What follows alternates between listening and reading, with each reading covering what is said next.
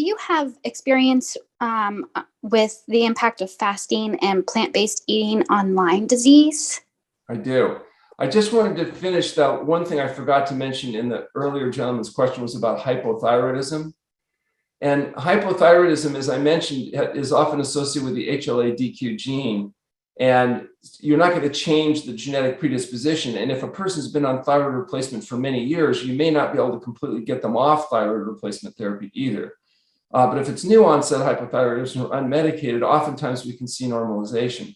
Typical standard in fasting is reduce thyroid replacement therapy by half and then remonitor, remeasure, and determine what the appropriate level of replacement therapy, if any, is needed after fasting. So some people do respond, but there are many people, particularly that have been on thyroid replacement for years, are going to continue to need some level of replacement therapy. And it's one of the few drugs that we can actually continue during fasting safely.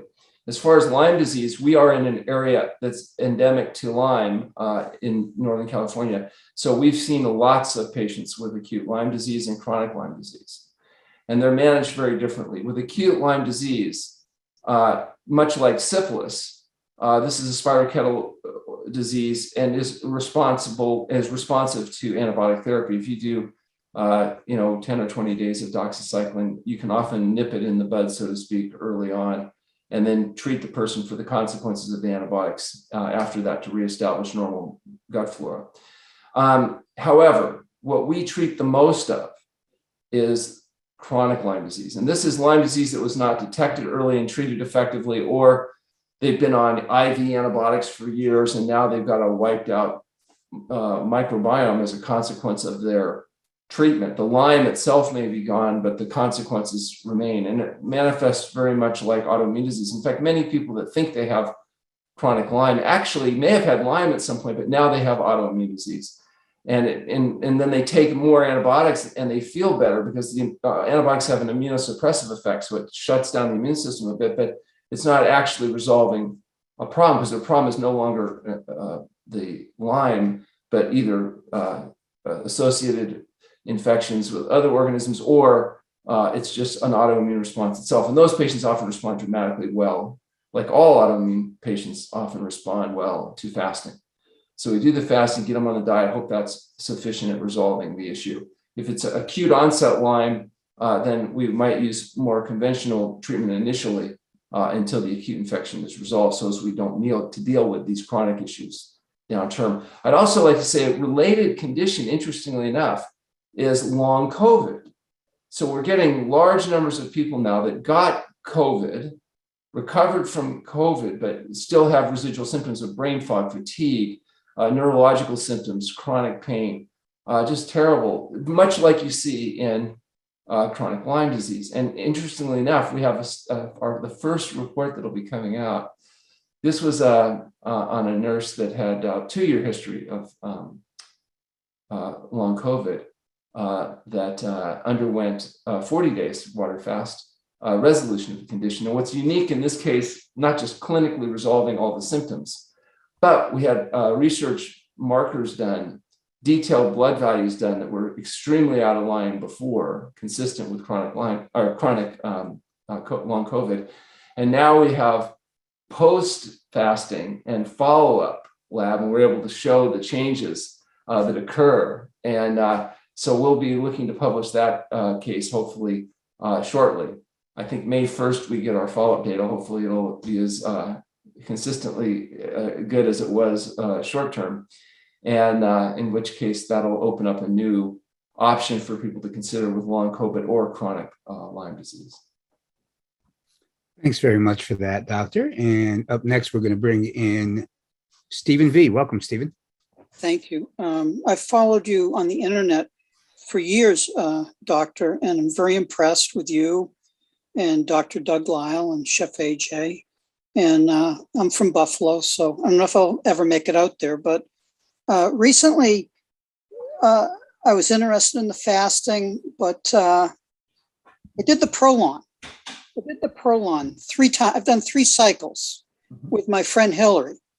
And it's not easy, but it's not horrible either. And I know you've talked a little bit in the past about Dr. Walter Longo and maybe doing a study with him or comparing the two. Now, my friend Hillary just in the past year developed migraines, and I know that you've had some intriguing results with migraines. So maybe talk a little bit about fasting mimicking diet and migraines. Well, yeah, I'm glad you mentioned Dr. Walter Longo, who's really has done some heroic work at USC. They've got dozens of clinical trials going now, and he's been principally interested in investigating intermittent fasting. So the use of his product, which is basically 700 calories used for 5 days consecutively, as a way of kind of breaking the dietary habits that people are doing and inducing some of these fasting mimicking effects. And of course, he and I are both interested in that, as well as the effect of actual fasting, long-term fasting. And the problem with long-term fasting is it does need to be medically supervised. You need a history exam and monitoring in order to ensure that it's safe. In fact, Walter Longo in his book on fasting says, don't do long-term fasting because it's too dangerous. But there's one caveat. He said, unless you do it at the TrueNorth Health Center, in which case it's okay. And so I evaluate other researchers' intelligence based on how much they agree with me. And so Walter Longo is a genius, as far as I'm concerned. And as far as long-term fasting compared to intermittent fasting, that hasn't really been done yet. So we're looking forward to comparing. And what one of their suggestions is maybe as a means of improving compliance after fasting, maybe there's a role for intermittent fasting. And so that's something we can look at as well. The big challenge is not just getting people well, it's getting them to stay well. We're starting to do these 1-year follow-up data. And so now we're excited to see that a significant number of people can adhere and comply to these diets. That was challenged early on. They said, even if they can do it when they're at the TrueNorth Health Center, they won't be able to do it when they go home. We're able to now start to demonstrate that, no, in fact, it is possible. We do acknowledge that it's very difficult. It's hard for people to live in a world designed to make them fat, sick, and miserable and stay healthy because they're not getting the support that they need. And that's why I think it's good that people like Dr. Longo are coming up with plans that can be done safely by people without necessarily having to go to an inpatient facility or have direct medical supervision. It'll certainly open up the intermittent versions of fasting to a large number of people. Thanks for that, Doctor. And let's now go to Deborah M. Hi, Deborah. Hi, can you hear me? We can, thank you. Okay, yeah, I had a question, like, it really is around when you break your fast, just with doing like the intermittent fasting, or even if you're not fasting. The question, what I've like gleaned from this whole conference a lot is about glucose, glucose levels, and how that seems to be really integral in affecting so many other things and spiking and trying to keep things consistent. So what I'm battling with recently, after all these days with you all, is what is the thing I'm supposed to eat like in the morning that is not going to elevate my glucose, that's going to set me off on a day of all bad things. So the problem isn't that food elevates glucose, it's that the glucose levels and the insulin levels are sustained in an aberrant manner. And that's because people have insulin resistance. And the diet that makes you fat is the diet that causes insulin resistance and allows you to build visceral fat. So you have to be careful. What's good, what they're trying to do with these short-term high-fat diets may not be the diet that you need to eat long-term that's going to actually sustain health. And the diet that you eat long-term will not only allow you to lose weight, but it will also allow you to stabilize your blood sugar and insulin levels. And so what we're recommending people eat, you might have in the morning, for example, fruit and greens, or you might have oatmeal and greens. We always like people to include plenty of raw vegetable materials because the high fiber content tends to slow down the rate with which sugar is absorbed into the system. And as does fat. So if you have, say, some oatmeal with some ground flax seeds, some greens, and perhaps some berries, some fruits like berries tend to have a lower glycemic response than other fruits. Trying to stick to whole fruit rather than juices and dried fruits and more concentrated sugars. That works well even for people with some level of sugar sensitivity. We want large amounts of salad and steamed vegetables during the day with enough complex carbohydrates in the form of rice and beans and starchy vegetables that you don't get too skinny.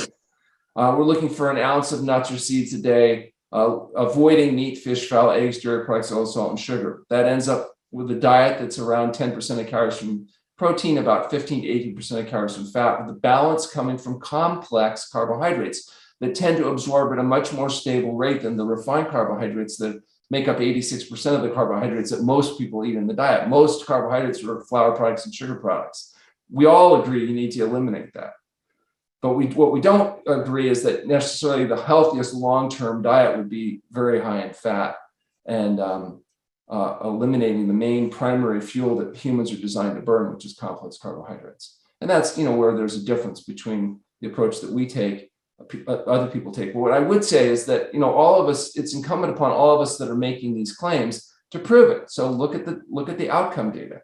And that's where I'm really excited to show that not necessarily our way is the only way, but that we are able to show that people are able to not only get well, which we're able to see at the TrueNorth Health Center, where we're living with our patients, we have them in a controlled setting, but that they are able to sustain that when they're free living, and that the results, the objective biomarkers, the clinical outcomes are demonstrated. And so a lot of people make a lot of claims, but I don't see them putting the effort into actually documenting whether what they're doing actually works, and long term as well as short term.